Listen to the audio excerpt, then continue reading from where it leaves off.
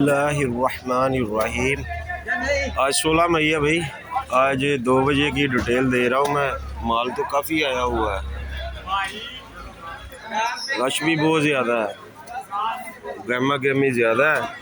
बाकी मैं माल आपको दिखा देता हूँ। अभी रेट आपको बाद में दूंगा कल की तरह। आलू बारे भी बहुत खूबसूरत आए हुए हैं। आड़ू भी काफ़ी है, बहुत ज़्यादा आड़ू है। खरमानी भी बहुत ज़्यादा है,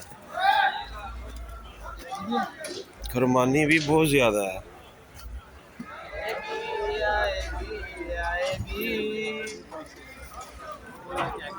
लुगाड़ भी है, आता फुल है। ये 2 बजे का टाइम होता है जो मैं पहली वीडियो देता हूँ। इसके बाद रेट दूंगा, वो आपको मैं बता दूंगा रेट क्या चल रहे थे आज के।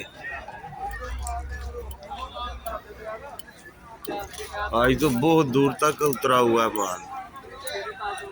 बाकी रेट आपको देता हूँ अभी लेके।